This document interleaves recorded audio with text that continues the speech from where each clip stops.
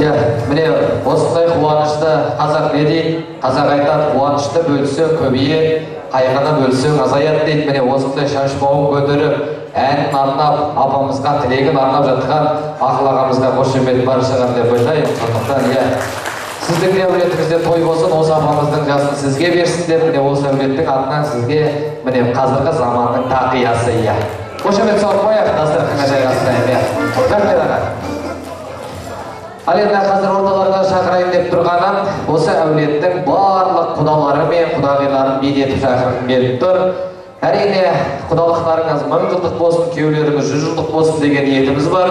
Қадыр, Руфа, Сабыр Гауһар, Серік, Бекен Айжан, Зәуреш Айдар, Қайырбек, Гүлнәр Айгүл, Анар, Жеңісбек құда, Бақытбек, Роза, Шолпан, Манар, Жанар, Ербол, Лейла, Дәурен, Әсет, Ерлан, Тамаша, Ақжардан келген құда-құдағилар, Тасбастаудан келген құда-құдағилар дейді. Жанай құда, Бауыржан, Мәрзия, Ерлан, Аян, Жанна, Ақылбек, Анар, Әрия, Серік, Гүлнәр, қай жерден келген? Түркістаннан келген дейді. Нұркен құда, құдағи, Халбибі, және де Беріктің апасы деп жазып қойған екен. Осы құда-құдағиларын ортаға билетіп бір-бірін сүйретіп шақырайықшы. Қошемет сіздерден болсын. Ал кетті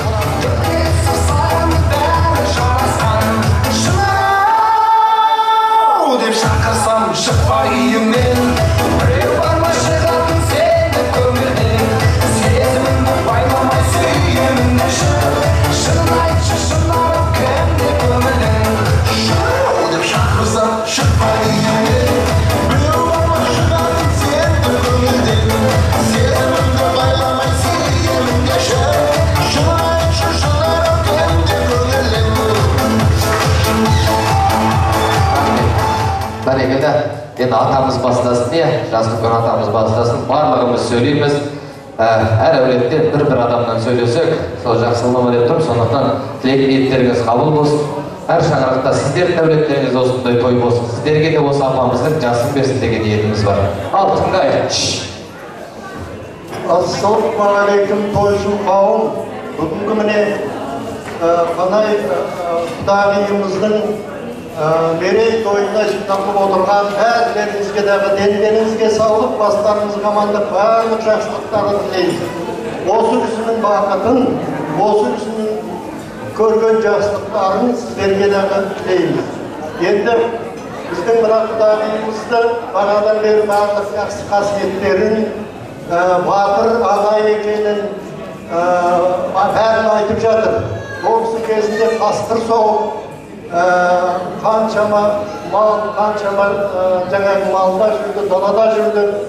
Енді мен осы жерде Зайсанда, осыдан 20 жыл бұрын Зайсанда 20 жыл қызмет істедім. Көрші тұрдық. Бір көшеде арамыз жақын. Сонан енді ол кездерде мал ұстаймыз. Кейде бір малдың торпақ, бұзаулар жоқ болып кетеді. Долбадыр айтып қой, барып іздеңдер деп. Долбалар келсін, қоладан мал жоқ, не кездемегесіңдер. Бұл енді қанай ағаға барып ек, ол өзі келеді деді де. Мал келеді, сасқандар. Сөйтіп, шынында дағы бұл кісінің айтқаны дәл келеді бұл. 2-3 күннен кейін жаңа торпақтардың бәрі қорада тұрады. Бұл кісі бір арғы жаққа кетіп қалды. 3 ай сол жақта қонақта болып, өзінің туған жеріне, еліне барып келгеннен кейін біз амандасайық деп сарқытын ішуге бардық. Сол кезде әңгіменің үстінде мен айттым. Ой құдағи, менің бір сиырым, міне 3 ай болды, келмей жатыр деп отырмын. Ой, оны іздемей қой, міне көрші, бәленбайдың қорасында тұрған шығар, ол деп сөйледі. Бұның әңгіден шыға салысымен барсам, сол жерде кісі айтады, ой, қарғамау, қайда жүрсің, малың 3 ай болды, кісі қорада тұрмай міне деп. Сол секілді міне, бұл кісі тек қана батыр ана, сондай емес, осы секілді қасиеттері де бар, бәрін біліп, бәрін күтіп, шындығында міне ол енді мен өз көзіммен көрген бұл жерде еш нәрсені өңдеп немесе отырған жоқ. Мен балаларыменен, біздің балалар бәрі бірге өсті, бірге жүрді, бәрі де жақсы бір әлі күнге дейін сыйласып, міне жақсы келе жатырмыз. Осы міне бала шағаларына, немерелеріне, осы аналарының Алла берген жасын сендердің орталарында аман есен жүре берсін. Жақсылықтарын сіздерге берсін. Көрген қиыншылықтарын Алла Тағала ешкімге бермесін. Уақытты барлық бала шағаларыңыз осындай қызық көре беріңіздер. Тыңдай, кішкене тілек тыңдайықшы, рұқсат болса. Құрметті жабағайын, тойларыңыз құтты болсын. Мен мына әулеттің құдасы болам, Мараттың атасы болып келем. Құйғаннан келіп отырмын, Сарбатай сап болып. Мына құдағымыздың 85 жасы құтты болсын. Алла берген жақсай берсін, бала шағасының немере шөберене, шөпшектерінің қызығын көре берсін. Барлық осы отырған қауымдастар отақтың жасын берсін, сіздерге той құтты болсын.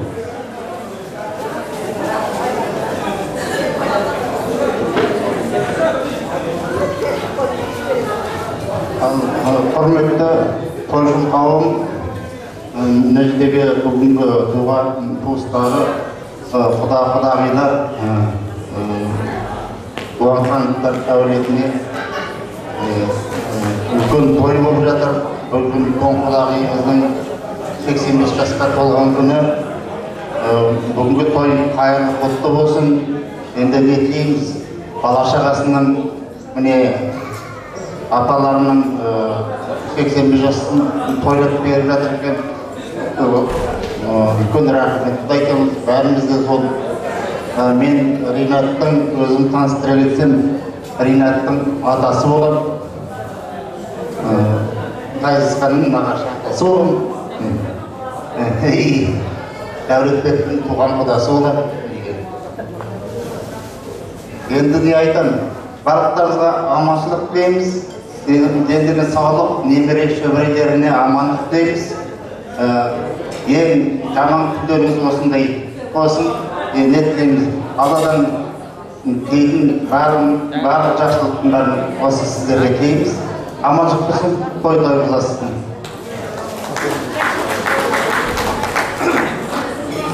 Ал құрметті қонақтар, құдай жекеттар, мына бүгінгі той құтты болсын бәрімізге. Мына анамыз ғой, мен құдағи деп айта алмаймын, өйткені бұл кісі менің анаммен жас кісі. Ал апазай, анашым, тойыңыз құтты болсын. Жеріңіз сау болсын құлағым. Алланың берген жазын жасай беріңіз. Құдай қаласа мынау өсіріп отқан ұл қыздар, немере, шөбере, бәрі осы сіздің жасыңызды бере берсін бәрімізге. Алла нәсіп етсін бәрімізге. Дәл осындай жасқа жетсек, ешкімнің де арманы болмайды. Ал той құтты болсын. Мына құда жекжаттарым, Дуанхандықтар әулеті бақытты, бәрі бақытты. Анасы бар ғой, анасы бар адам бәрі бақытты. Құдай қаласа, осы анамыздың жасын бере берсін. Осы әулетте той бола берсін. Мынау осы әулеттің ең кенже ұлының атасымын мен, Түркістаннан келіп отырмын. Той бола берсін. Әрқайсымызға осылай бола берсін.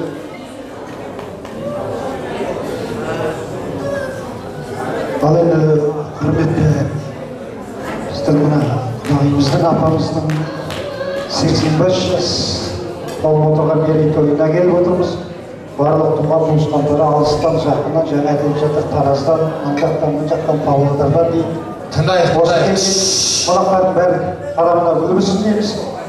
Біз енді таныстыра келсек, бұл кісінің 24 жыл болды, бұл кісінің дәмін татып, бірге болып, апамыз деп кеткенбіз енді.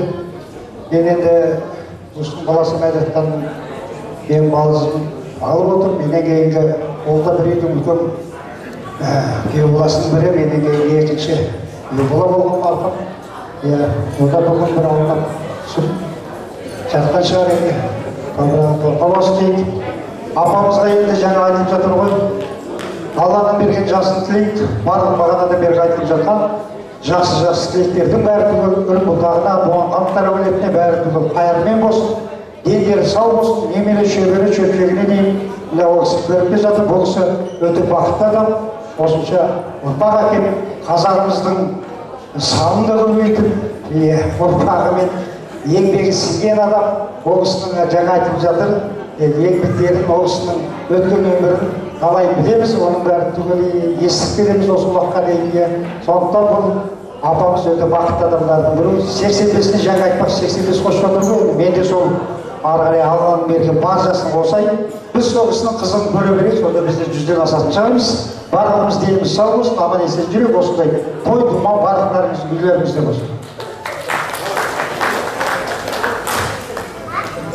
Ал енді құрметті құдағи, бүгінгі міне сіздің 85 жасыңызда барлық құда-құдағиларыңыз, нағашыларыңыз бәрі жиналғанға біз құдалардың, құдағиларымыздың көңілі өте толып отыр. Әрине біз жаңағы айтып кеткендей жолда тұрған жолшыны біз қайнағасымыз. Біздің үйден шыққан балаларға 4 құдағи бас қосқанда осы Қанай апам бірге отырып, бірге ән салып, құшақтасып төртеу сондай тәтті болған. Құдайға тауға өткен өмір, бірақ жақсылығымен өтті, жақсылығымен қалды. Сондықтан сіздің жасыңыз ұзақ жасай берді. Сіздің жасыңыз келе жатқан ана, біздің бауырымыз Жошыбайдан бастап, қарындасынан бастап, басқа күйеуаларыңыздан бастап, құдаларыңыздың бәрі сіздің жасыңызды берсін деп ойлаймын.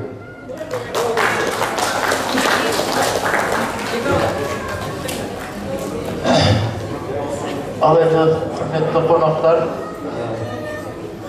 құрметті тойшыл қауым, құдалар, мына шешелеріміздің мерейтойы құтты болсын, тойларыңыз тойға ұласын. Құрметті қонақтар, сіздерге де осындай той жұғысты болсын. Енді барлықтарыңызға денсаулық тілеймін. Аспанымыз ашық,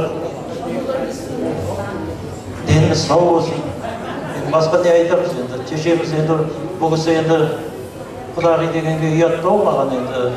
Не десем, ұлдарының келіндері құдағи ғой, мен шешем сияқты ғой. Шешем енді шеше ғой енді, сөзім шыны болса. 100-ге келсін, 100-ден ассын.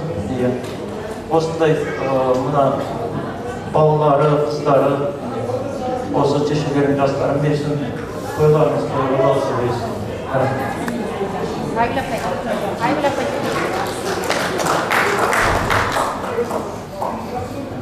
Бүгін әдел текелі сәтіміз құтты болсын, елге сау болсын. Еңбегіңіз таныс өтейді, орысқаның қайнағасы болып көріңді. Елге сау болып, Алла сағаныңызды алып болсын, деміре көбінің қызын көріңіз. Енді әкеміздің жасамаған жасымен сізге 105-ке келіңіз. Одан мына балаларыңыздың, ұлдарыңыздың, келіндеріңіздің елдері сау болып, сіздің жасыңыз берсін.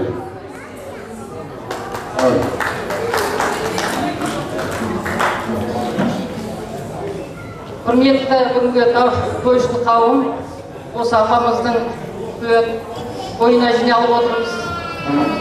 Мына барлық құдалар шығарған екен. Бізді осы үйге құдай айдап құда болып жатырмыз. Бүгін міне соның есігін ашып тұрмыз сіздердің алдыңызда. 4 құда сіздер ғой, 5-ші құда болып жатырмыз ба? Енді құда болып жатырмыз осымен. Мына сөйлеп тұрған менің ағам, ар жағында тұрған жеңгем. Үшіншімен бүгінгі апа құдағисыз, анасыз. Бүгінгі 85 жасыңыз құтты болсын. Деніңіз сау, басыңыз аман болсын. Мына той жасап жатқан балаларға мың алғыс. Сізді көркемдеп, осы құрметтеп жатқан. Біз Сартерек ауылынанбыз. Сартеректе бұларда тұрған интернетте бірге өскенбіз осы енді атаның атын атамай-ақ қояйын, атаның балаларымен. Бүгін Саркеректе біздің Садовай көшесінің 5-ші үйінде тұрам, есік қарады біреу. Есікті ашсам, бірлік келіп тұр екен менің үйіме. Мен той іздеп жүредім. 85 жасқа толатын апаның тойын дейді. Мен бірлікке айттым, тоқтай тұрыңыз, тағымдеріңіз бар дедім. Ол бірлік айтады, артынан еткен көп жолдастарым бар еді дейді. Біраздан кейін есік тағы да соғылды. Есікті ашсам байлық келіп тұр екен. Сіздің үйіңізде ме 85 жастағы апаның тойы дейді. Жоқ, сәл тұра тұрыңыз, қазір барамыз ғой дедім.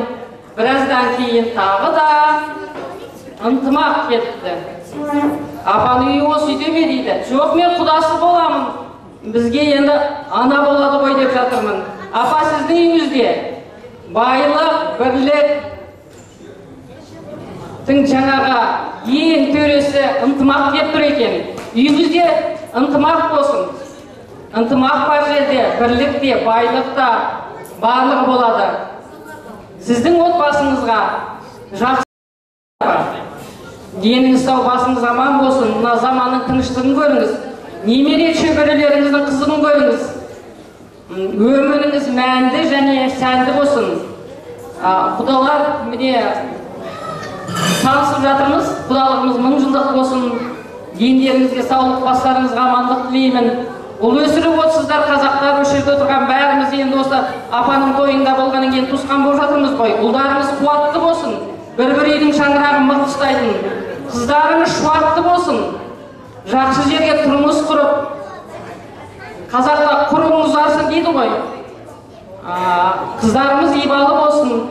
Осы апаның міне қуанышына бүгін есік ашып тұрмыз. Осы үйге құдалар, құда жекжаттар, осы жерде отырған үлкен-үлкен аналар отыр, аталарымыз отыр, бауыр қарындастарымыз отыр. Осылардың бәрі амандықта, және осы үйдің есігін ашайық. Бірлік болсын, ынтымақ болсын, заманымыз тыныш болсын. Өсіріп отырған ұрпағымыздың тыныштығын көрейік. Апа, бүгін тойымыз құтты болсын. Барлықтарыңыз аман болыңыздар. Жақсылықта, және Алла тағала бізге кездесуге осы шаңырақта нәсіп етсін. Рахмет. Енді сіңліміз қазір музыкалық сәлемдемесін жолдап береді.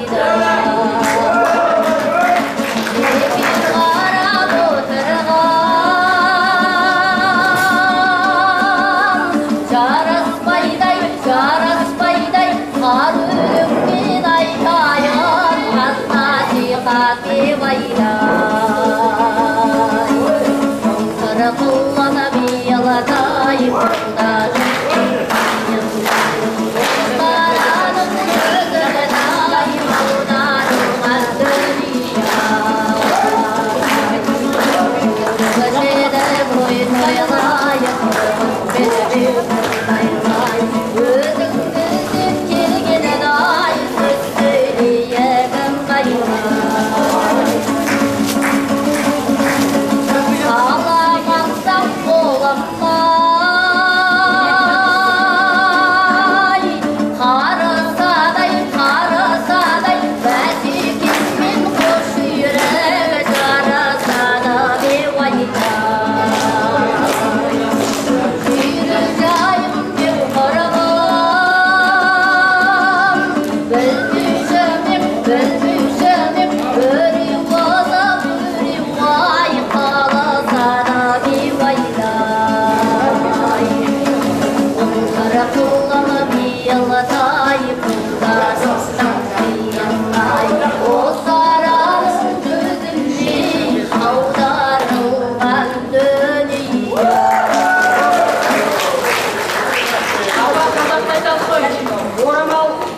болмай жол болады деп мына орамалымызбен шашуымызды берейін.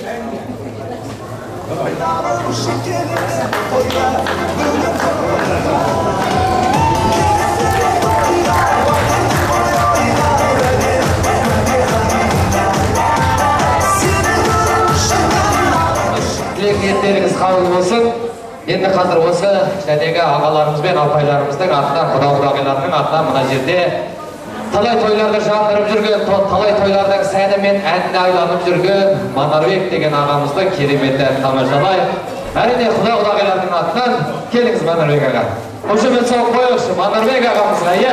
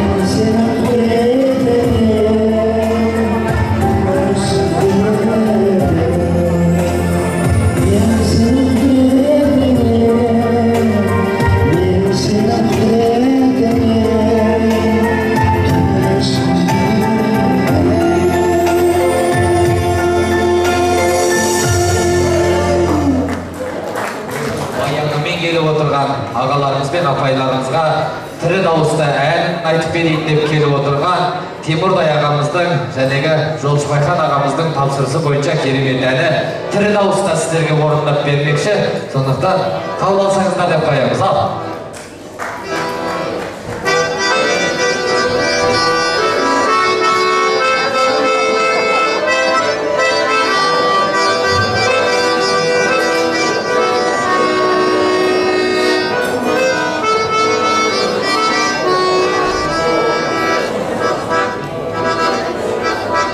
Жидайым қандырып құмарымды еркелетім жаңа бағланымды өздеріңе арнадым бұл әнімді шіркін қамқорым шаттығым бақ гүлім аларым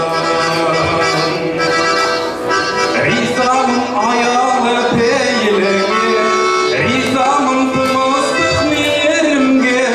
ризамын ұлаға пейіліңе қамқорым шаттығым бақ гүлім аталарым қамқорым шаттығым бақ гүлім әжелерім ыстық маған апатай алақаным әкетайым ержетау балапаным биік болды өзімен атауым шегін нұрлы өмір сыйлаған даналарым ризамын әкешім сүйенішім ризамын анашым келімсің ризамын перзентің сүйенішім нұрлы өмір сыйлаған әкелерім нұрлы өмір сыйлаған аналарым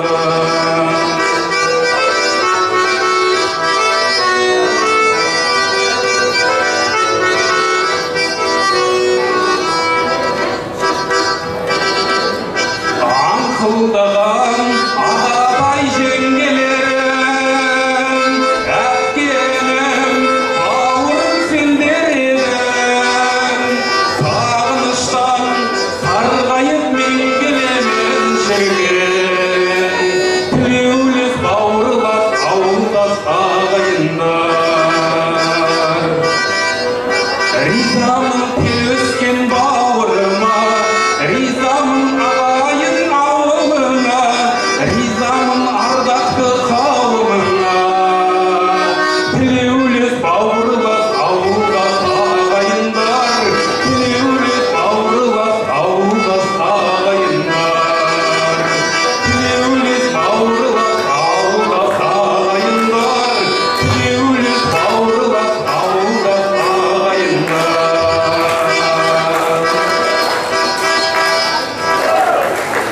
Бәрекелді. Нұри Камал дейді. Екеуміз айтайық па?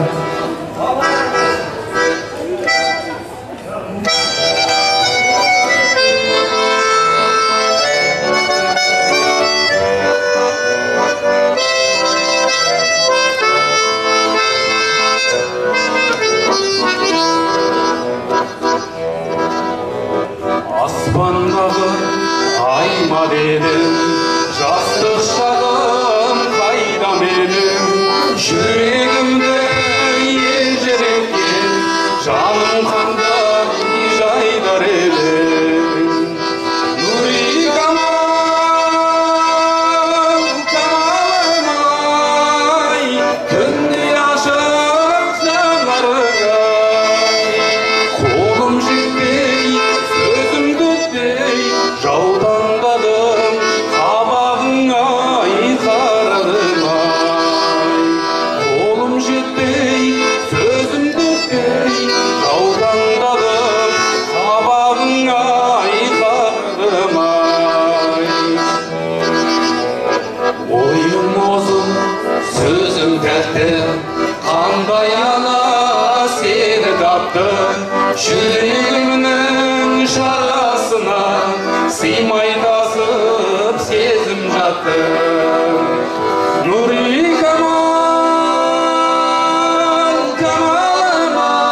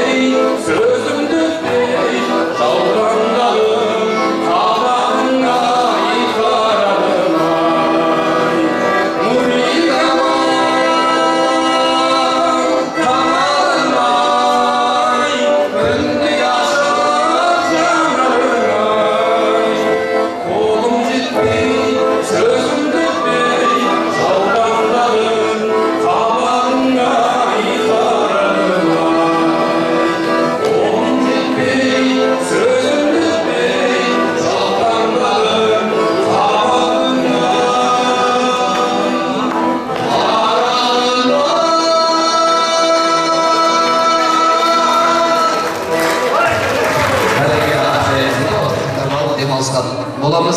Әрине, әр жерде демалыс болған, әр жерде соғыстың өзінде демалыс болған дейді.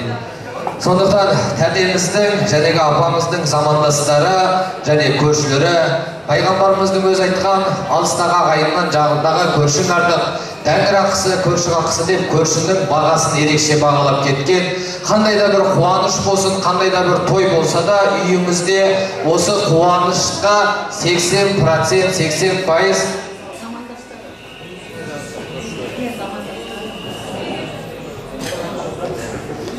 апамыздың замандастары мен көршілері бірге жазылған екен. Қандай жағдайда той жасасаңыз, үйіңізде осы көршілердің 80%, 90% үлесі тиіп жатады. Не нәрсені сұрап, мысалы, бір нәрсені жоқ болса, жүгіріп барып көршіден алып келесіз. Жүгіріп барып көршіге беріп келесіз. Сондықтан осы көршілерді пайғамбарымыздан сұраған екен. Я Расулалла, көрші деп кімді айтамыз деп сұраған екен. Сонда пайғамбар айтқан екен, үйіңнен шық, оң жағыңа бір қара, сол жағыңа бір қара. Көзің қай жерге дейін жетеді, соның бәрі сенің көршің деген екен ағайын. Сондықтан осы әулеттің жәнегі апамыздың замандастары мен көршілерін ортаға шақырғым келіп тұр. Әрине, Дариға апам бастайды, Ләтип апам қостайды. Әдембек аға, Шолпан апай, Мұратбек аға, Күлдәрия апай және де Ақан, Қарлығаш деген замандастары мен және де Беріктің апасы дейді. Осы кісілерді билетіп бір-бірін ортаға сүйретіп шақырайық. Ал кеттік. Замандастары мен көршілері келе жатыр. Қошеметтеп қояйық.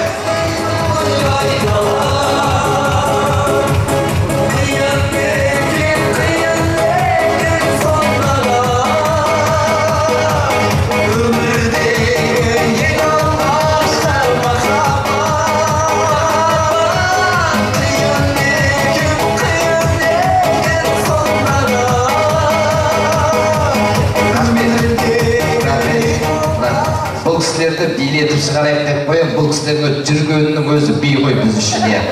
Сіздер аман болыңыздар. Сіздер аман болыңыздар. Сіздердің жастарыңызды біздерге берсін. Осылай қалқиып ортамызда жүре беріңіздер. Қазақ не дейді? Қарты бар үйдің қазынасы бар дейді. Сіздер біздің байлығымызсыздар. Сіздер біздің барымызсыздар. Сондықтан сіздердің тілек ниеттеріңіз міндетті түрде прямо бар қабыл болатын тілектің қатарында кел. Сондықтан тілек ниеттеріңіз қабыл болсын деп атамыздан бастайық. Ер адам сөйлесін, ұлдың жол, ұлы жол дейді қазақ адам. Ал, тыңдайық.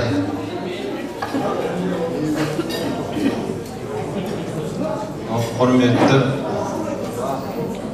қала еңгеміздің қонақтары, мен енді көрші емеспін. Осы немелер күйеу болам. Жолдасым 9. Сондықтан мен сөйлерім не? Жаңа айтты тұрмын, балаларына көп рахмет айтам. Мен 85-ке келсе соны жасап беріп, ренжімей немесі ұзақтан келген ары бәріне көп рахмет айтып келеді. Ал өзім мұна қана жеңгеннің өреде тұрған еті тұрса да бір бағынан сойғызадым. Күйеу болса да бағынан иесін, төсін иесін деп. Сонымен көп жылдай бірге болдық. Мен айтам, жаңа 80-нен секіріп өткен екен, 85-ке 90-ға 90-май өтсін. Осы балалар шағасының немере шөберелердің қызығын көр, әлде де арамызда аман есен жүре берсін.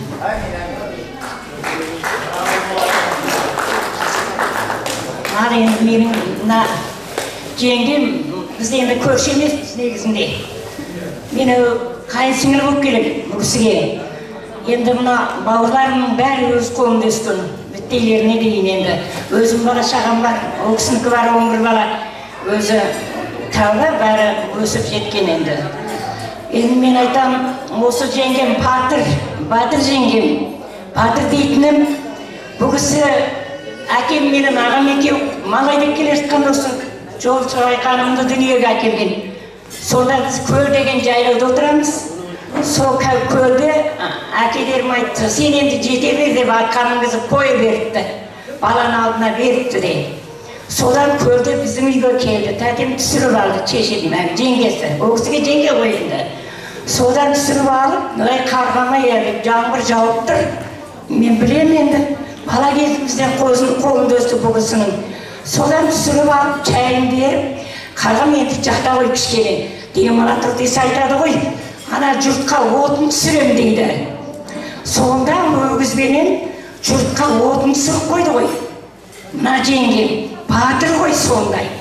Менің жеңгем алтын, батыр, 11 баласын осындай өсіріп теткізіп, міне тәуба, мына 80 деген ойда жоқ болған. Тәуба дейін міне, мен өзім түнімен ойлап шықтым. Ертең баралар ма екен, ауырмай баралар ма екен, осыларды көрелер ме екен деп шықтым. Енді менде жаман жақсы болсын, қартайып қалдым. Содан Құдайға тәуба, мына жеңгемнің осындай 85 жасқа келіп, мына балаларымның қазақтың ат жақтырмасында болса да, мынандай үлкен той жасап, жан-жақтан туыстарды шақырып, алыстан жақыннан келіп жатқан мына ағайын туыстарға мыңда бір рахмет айтамын. Дендері сау болып, жолдары ашық болып, алыстан келгендер аман-есен ауылына жетсін, бала-шағасы аман болсын. Осы кеше ғана кетті бауырларым, міне бәрі бір-бір шаңырақ, бір-бір үй. Тәуба деймін осылардың жүргеніне жер басып. Тәуба деймін.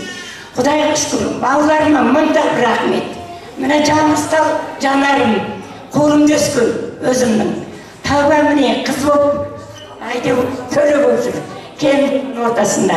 Солай енді, жеңгеме енді Алланың берген жасын жасасын. Осы келген ағайын туыстар, осы келген жұрағаттар, осы көрші қолан, жолдас жоралары, бауырларым. Аман болыңдар, шаңырақтарың шаттық, берекеге толы болсын. Осы тойымыз тойға жаясын, үстеліміз аман-есен болайық. Көп сөйлеймін мен, кішкене, кешіріңдер.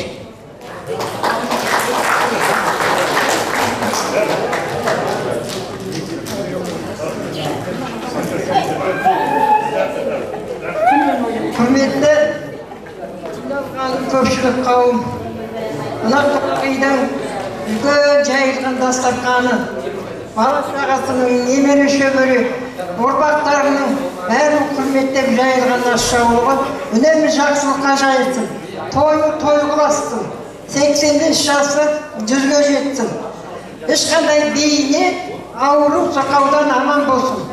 Жүріп, баладардың қызығын көріп жүріп, немере шөбере шөмшектерін, мына күн жыбырлаған немене деп жүрсін Құдағай ортасында. Барлықтарың аман болыңдар, жел аман, жұрт тыныш болсын, қара жеріміз аман болсын. Үнемі жақсылықта, тойда, осындай үлкен ас-жауықта кезігейік. Құрметтеп шақырғандарға Құдадан, Құдағайдан мыңда бір рахмет. Аман болайық, бар болайық, бай болыңдар, бақытты болыңдар. Ал енді құрметті тойшылық қауым, мынау енді бүгін мен айтар едім, мынау міне Зайсан қаласында дүбірлі үлкен той 85-ке келмегенде адамдар бар. Сондықтан да менің Самарқан ағамменен мынау Қанай апайым бүгін мынау ағайын туысқандары жиылып, мынау Қанай апайдың 85 жасын ойлап отырған сіздер неткен бақытсыздар деп мен өзім ойлап отырмын. Сондықтан да әрине ол бақыт бәрімізге келе берсін. Осы отырған барлықтарыңыздың, осы жастарымыз 85-ке 90-ға келсеңіз де жағым болмайды. Енді жаңа мен көршімеспін деп мына Чолпан Құдағай айтып жатыр ғой. Сол секілді енді мен жас кезімде әкем мен шешем мен бұл кісілер көрші болған. Сонда мына жолшыбай кішкентай, сол 70 жылдар ма, 70-60 жылдар ма менің есім. Анау жаңа тоғым деген жерде көктемеге келіп түскенде сол жерге киіз үй тігіп отырады. Сонда бірінші Қанай апайым шауып кеп, анау жаңа тоғамда су тасып жатса, сосын қарамай атымен түсіп кетеді де, 45 литр ана пілакты ат үкішіп тұрғанда ат үкішіден толтырып алып қақпаны бір қолмен жауып үзеңгі шеріп тұрып бір піляқты алдына қоя салады да жотаға тік шығып кетеді атпен. Міне осыны балалар естісінеп айтып тұрмын, ол мақтан емес. Ол кісі батыр ана дейтін менің апайым сондай қарулы болды. Ал енді Самарқан ағам келетін болса, бір күннен кейін ана кісі енді балаларға андайымдай киім жубиді айналып қалатын болса, Самарқан ағам десе, Қаражерға барып марқұм ол келсе маған айғайлап тұрады. Мұратай, маған суға бер дейді. Сосын мен үйден шығамда, енді бала келді, 8-ші оқиын ба, 9-ші оқиын ба, ұтып қалдым, айырақ қалдым. Сол кезде үйден кәтеліп шығамда мені кішірекпін бір пілак суды көтере алмаймын. Суды кәтелмен құйып, сонда ағама деп ал деп, сонда ағама береді. Сонда ол кісі не деген қайрат, енді ойлап отырсам. Не деген батыр ана, осы батырлығымен жаңа айтып кетті ғой, Чолпан құдағи. Бұл кісі міне қанша бұл мен міне ұлдарды көбінде ұлдар енді осында өскен, өзім көзім көрді. Сонда бұл апайымыз үйде ешкім жоқ кезде балаларды кәдімгідей қозынып байлайтын ала жүгіменен апамыз бар. Апамыздың көзі көрмей қалады дейме, мына мұқымнан белден орап үйдің ішіне сырмағын бәрін салып, қосақтап біріне-бірін байлап кетеді. Осы мен жұмсайды. Мұратай сен бар үйде ешкім жоқ. Ана балаларға қарайды. Соның кейін келемде ұлдардың бәрін белдерін шешіп, тамақтарын беріп, сөйтіп, мен бұл ұлдардың бәрінің мына Жоқшыбайқан бар, Мәдетқан бар, осылардың бәрін өзім бір жағына шығып, жүрген, ағалардың бірі болдым. Енді мына Мәдетқан мен Гүлнар үйленгенде, мына Кішіліктер әулетіне мені Қанай апайым құдағым жіберді кешірімге. Қаражерға барып еместен Мәдетқанымыз жоқ. Қазір міне Гүлнәрде осы семьяға өте жалғыз қалса да балаларын жеткізіп жүрген ананың бірі.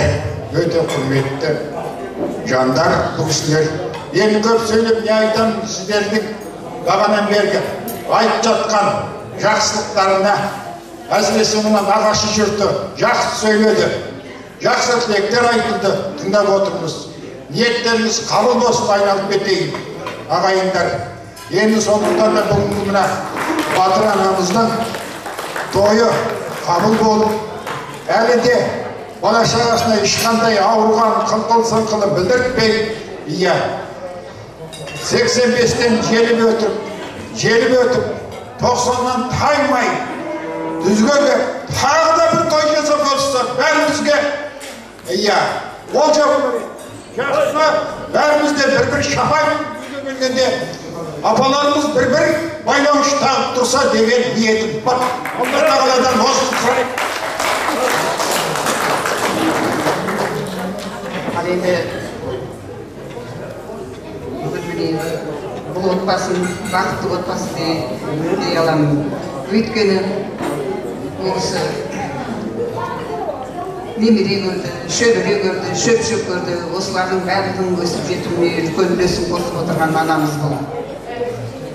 Енді өмір жасы ұзақ болсын, әлде дені сау болсын, бала шағалардың қызығын көріп, тек отбасылардың жақсылық қуаныш болсын.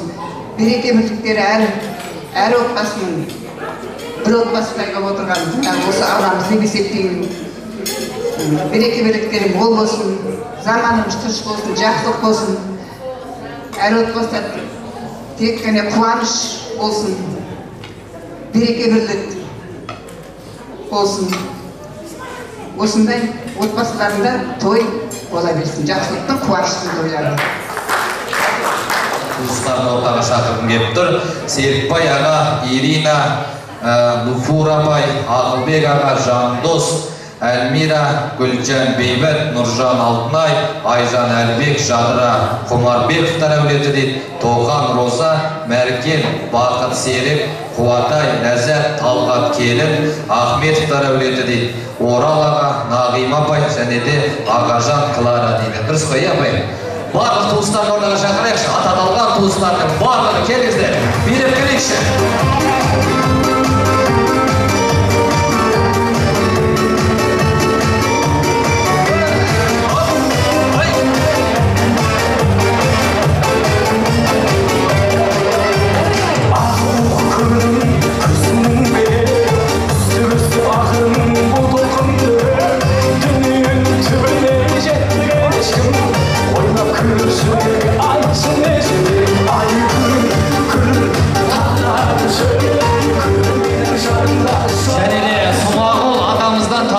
Дәулет деген ағамызды ортаға шақырайықшы тілекте, иә, келіңізші билеп.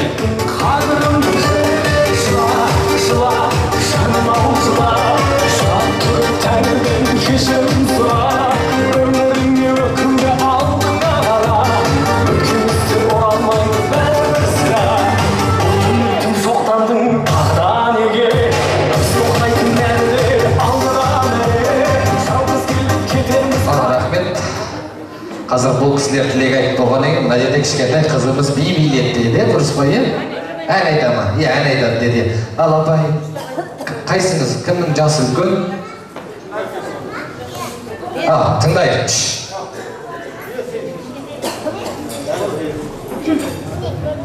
Ал құрметті қонақтар, бүгін міне апамыздың 85 жасына келіп отыр, тұстары құтты берекелі болсын. Енді дастархан әрқашанда жақсылыққа, тойға жайылсын. Алланың берген жасын жасай берсін балаларының ортасында. Енді мен өзім таныстырып кетейін. Біз осы шаңырақтың аталаспыз. Туған аталаспыз, иә. Енді ол біздің ағамыз, осы тәтеміздің жолдасы, осы Зайсанға келсе біздің үйде болатын, үнемі қонағым болған, жақсы араласып, бірге туысқанбыз.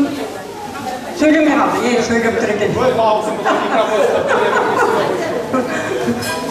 Енді осы менің жолдасым Төлеген осы тәтеміздің қолында өскен, өзі осы кісінің кім болған? Алтын деген ұлы менің жолдасымды кіндігін кесіп апты. Менің жолдасым Алтынбектің кіндігін кескен. Кәдімгідей неде босанған ғой енді сонда. Ол кісі дүниеден қайтып кеткен, менің жолдасым биыл 20 жыл болады. Енді бәріміз амандықта, саулықта болайық. Балаларының қызығын көріп ортасында отыра берсін тәтеміз. Енді осы қызге арнап бір музыкалық сәлемімді жолдап берейін. Күйкім бірлеп барлық өрен айтылсын, анам тұрып жесті шағын еске алсын. Өзге тойды тойламасың тойлама, анамыздың 85-і тойлансын. Өзге тойды тойламасың тойлама, анамыздың 85-і тойлансын. Асып тұрған, тасып тұрған шаққа, шығын шығып кетеді ау деп арылма. Шыққан шығын орны толып оңалар. Күлімдеген балаң тұрса алдыңда.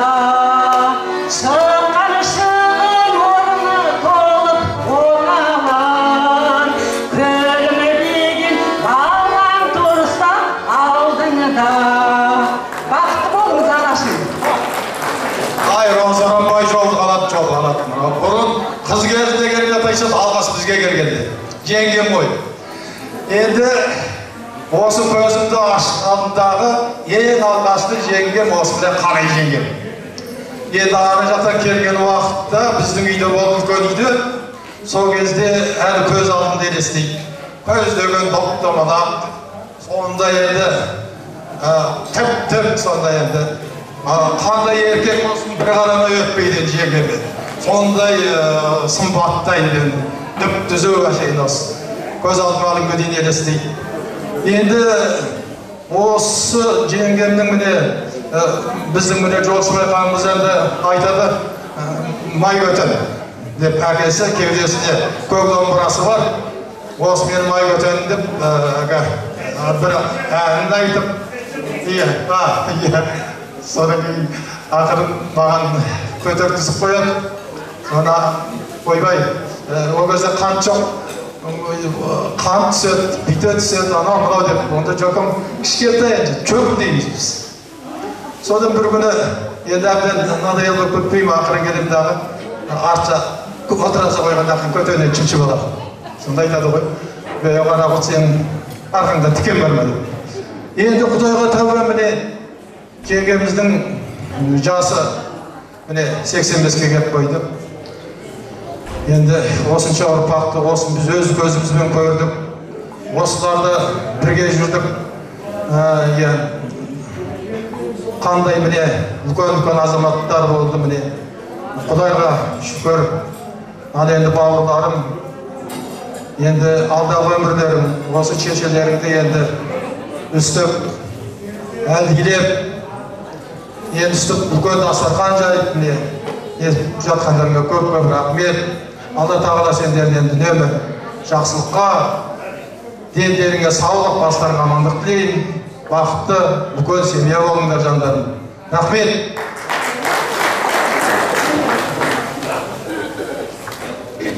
Бүгін міне Дуанқановтар әулетінің тойы болып жатыр.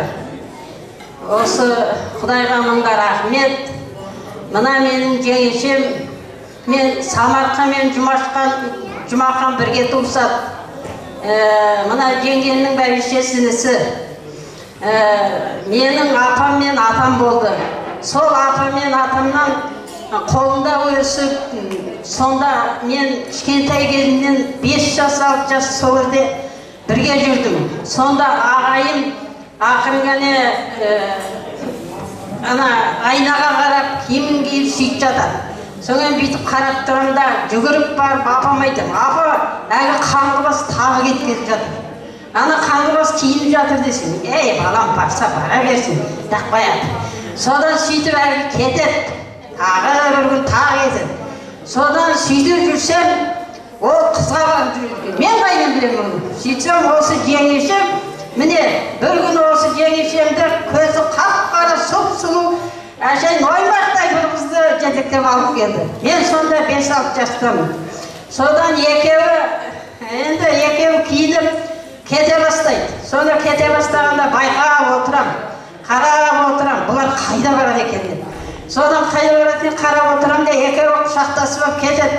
Содан кетіп бара жатқанда әлім аңдып тұрамда тап онда киноға барады. Аулада немене болып жатыр, сирик болып жатыр. Мен содан әге барғанда әгеде тұрады. Содан кейін ақырын барамда сирикке киноға барамда әгедерді аңдып тұрамда жүгіріп барып жанына барып тұра ғой. Жібай мынау қайда деп екеуі шықты. Содан сөйтіп жүргенде екеуі барады, сириктің астын көтереді, мені кіріп жіберді. Содан кіренде жеңгем мен ағайым жанында боламын. Содан сөйтіп жүргенде біз 59 жылы келдік. Сонда мен 5-6 жастамын. Содан осында келіп бұл кісілер мал бақты. Мал баққанда апам екеуміз осы кісілер осы ағайым мен жеңгемнің қолында болдық. Сонда жүрдік, сонда өстік. Содан сөйтіп жүргенде енді балалы болып, осы міне Майбөтен Жолшыбай ханымды босанып, әлге мәз болып, осыны сөйтіп жүрмін. Сөйтіп жүргенде бір күні қайтеректі деп әгін суға түсіп жатқанда, әй маған берші деп әгін алымда тыр жалаңаш көтеріп алымда кигізудің айламдыра қашым. Айламдыра құшақтап қашым, ана мен тұра қылғады. Мен ана көшіге қарай қашым, тауға қарай қашым. Тұра қылғады. Содан ұстауға да қайтып кетіп, тыр жалаңаш бітті жоқ, суға түсіреді ғой енді. Сонда балалық қой енді. Содан әгін көтеріп алып кетем, содан ұстауға алып келе жайды суға түсіріп. Сондағы міне Майбөтен Жолшыбай ханым міне артынан талай балалар еді. Міне жалғыз сіңлім бар артында. Бір жағы анам сияқты, бір жағы жеңгем. Осы кісінің қолында өсіп оқып, содан мен де осының қолында жеттім. Ал енді осы жеңешемнің бүгін 85 жасы мүшелінен өтіп жатыр. Әлде мүшел. Оны мүшелінен өткені үшін мынадар баяғы аман есен енді болса екен деп мүшел тойын жасап жатқан сол. Кеше қатын түсіріп, енді өз туғандар арамызда мүшел тойынан өттім. Енді осы жеңгем ары қарай аман болып жүре берсін.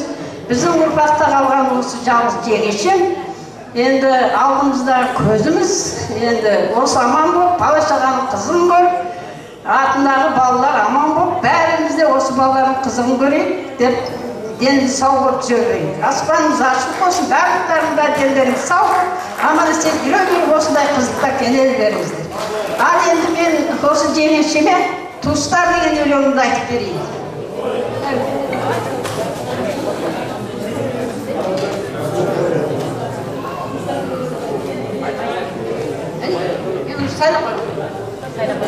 Дайындалып қойған бәрі.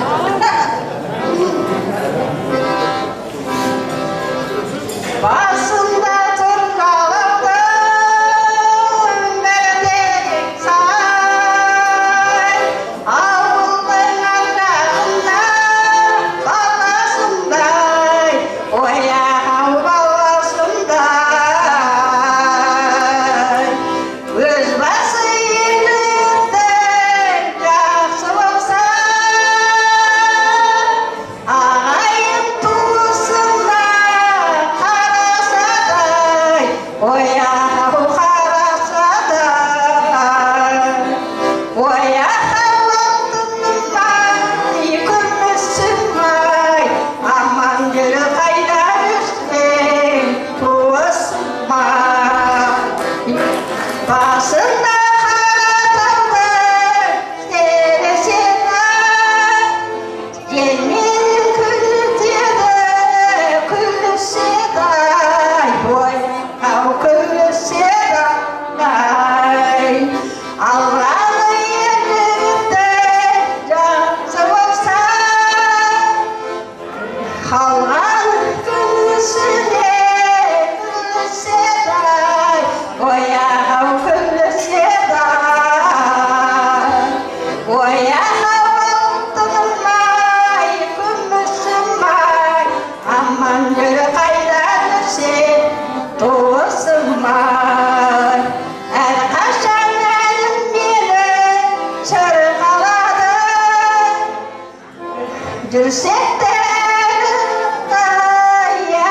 мені, ояу әлім мені, ай.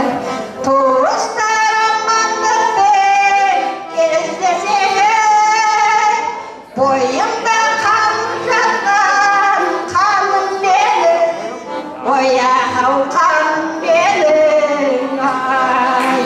Ояу алтынымай, күмісімай, аман жүрі қайда жүрсең, туысымай. Аман жүрі қайда жүрсең, туысымай.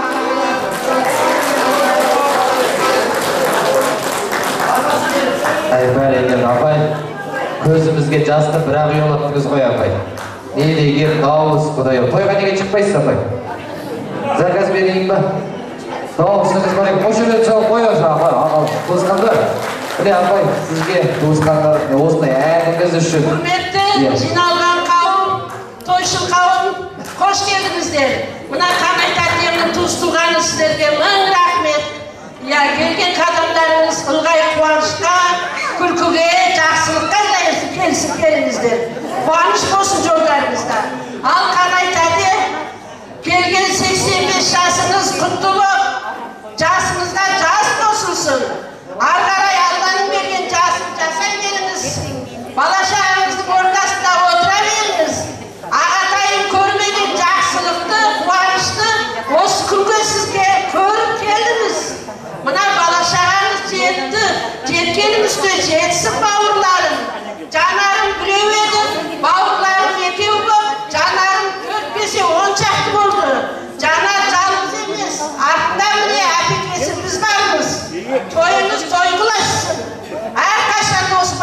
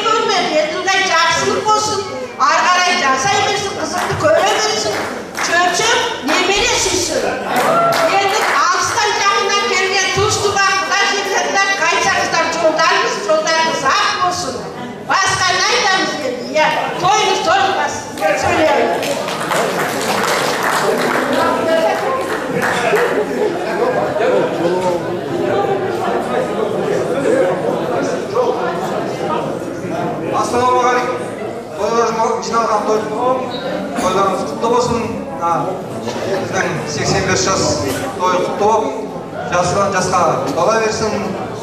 Жылда өстіп, туған күн тойлап, бала шағасы қуанышта бөліп жүре берсін. Мен өзімді таныстыра кетсем, осы әулетпен енді аталаспыз.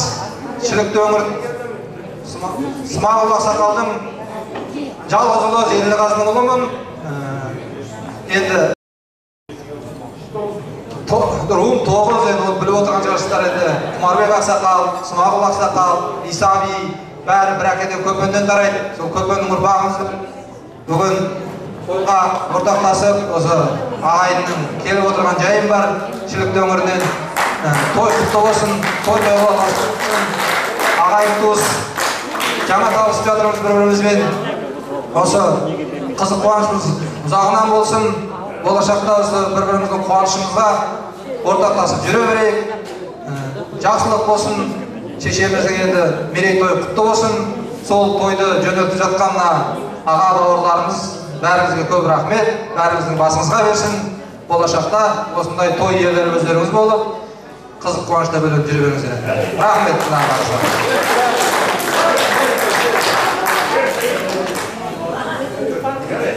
Құрметті ағайындар, жеңгей 85 жасыңыз құтты болсын.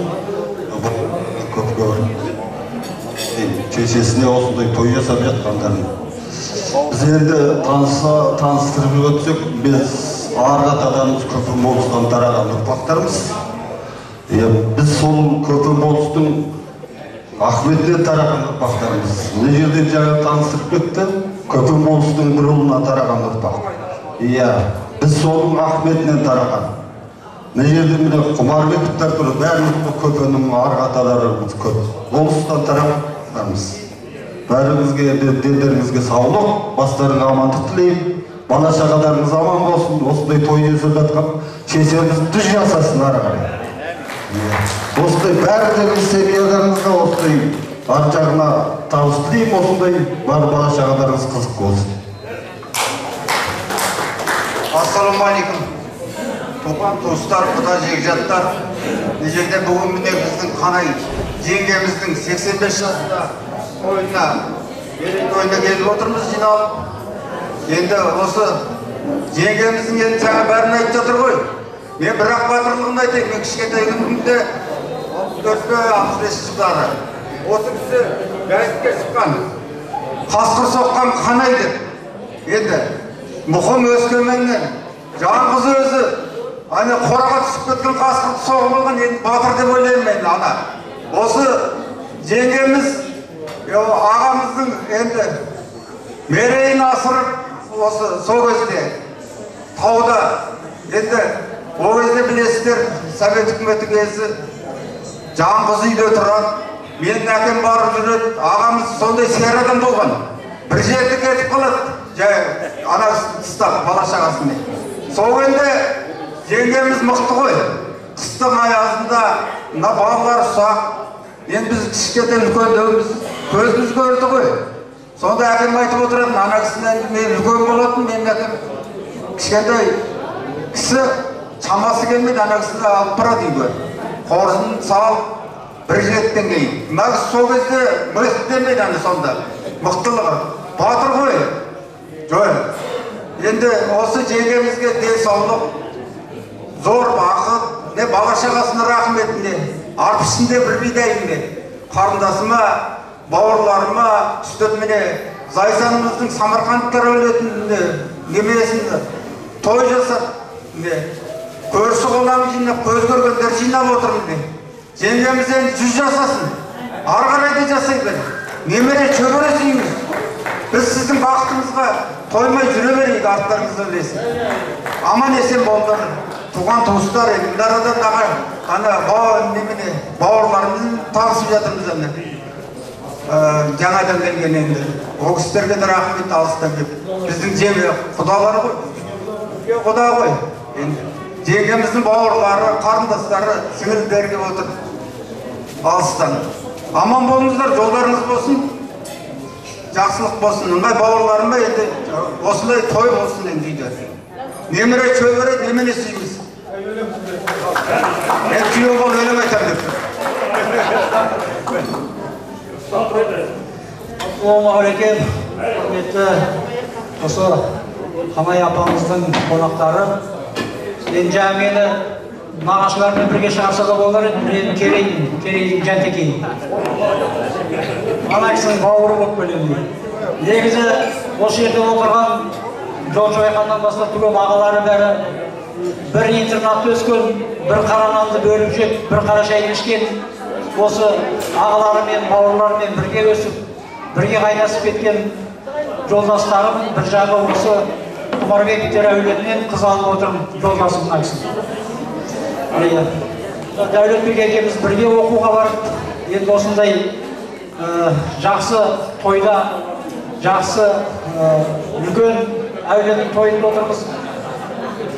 Қамай апай, өзіңіз енді деніңізге саулық, басыңызға амандық, Алланың берген жасын жасай беріңіз. Алла тағала осы ойын күлкіден, береке бірліктен айырмасын. Алла тағала тек қана жақсылықта жолығуды нәсіп етсін бәрі. Енді анамыздың тойына келіп тұрып, бір әудеме кетіп енді ертең. Енді біз енді Жол Шойқан, Бауыржан ағамыз бар, Екен аға отырған жерде Мұратхан ағамыз. Осы кісілерге қарап өстік қой. Осы ағаларымыз сияқты әнші болайық, осы ағаларымыз сияқты жүрейік деп, осы кісілерге қарай бой түсіп, интернатта сөйтіп өскенбіз. Енді міне сол міне ағаларымыз, қазір міне сіздердің аяқтарыңызды басып қалды. Жақсы, бір жақсы ән тыңдаңыздар.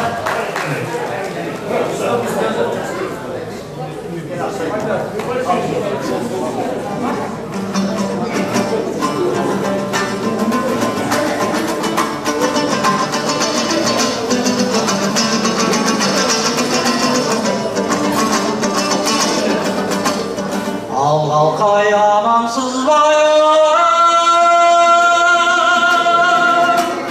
көрмесем де еш нәрсен ау бермесем де, үгәй әй шіркін, үгәй әй үгәй. Бір көскен балағым де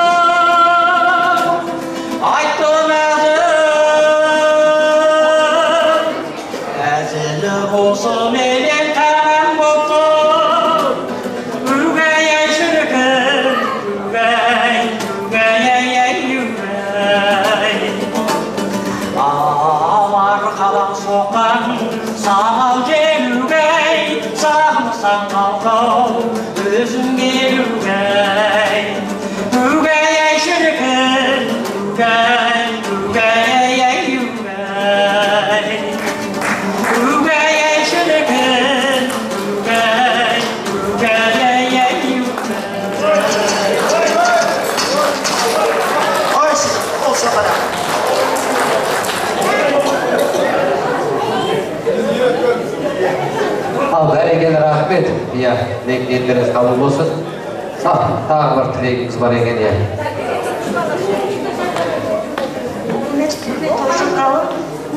Сәлеметсіздер мен ағашыларым, мен апаның алысының жиені болып, Қанай апаны кішкентай кезімізден апа деп айтамыз. Апа жасымыз 85 жасымыз құтты болсын. Көсіге бар жақсылықты тілейміз. Немереден шеберлеріңізді көріп аман есен ортамызда отыра беріңіз. Жасыңыз жүзге жетсін. Осы әулетке жиі боламыз.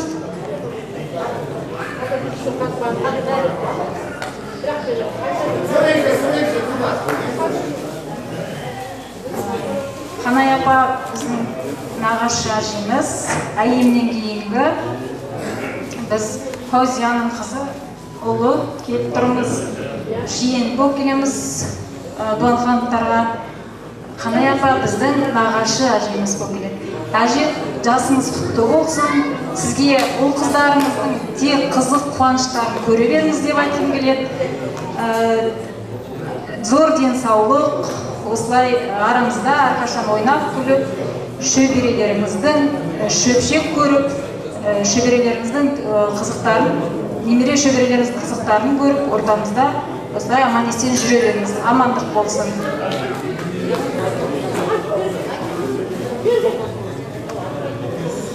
Қанай апа, бүгінгі 85 жасыңыз құтты болсын. Сізге әрқашан денсаулық, бақыт, байлық тілеймін. Дастарханыңыз тек қана жақсылыққа жайылсын. Жасыңыз 100-ге жетсін, бала шағаңыздың қызығын көріп, немере шөбере шөпшек сүйіңіз.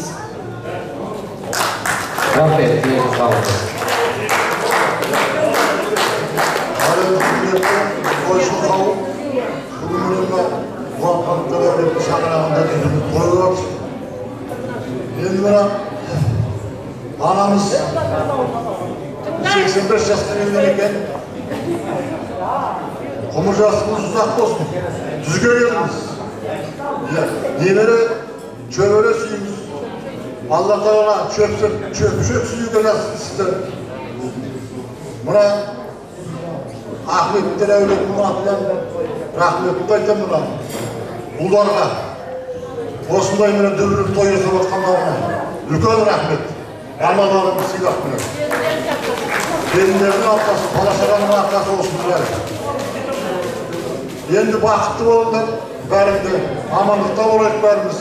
Алла берекетін айырмасын, жаманшылық болмасын. Осындай жақсы дастарханда кезіңе берейік аман есен. Амандықта болайық. Әмин айтқаныңыз келсін. Болды ма? Болды, енді оған адам жерге отырып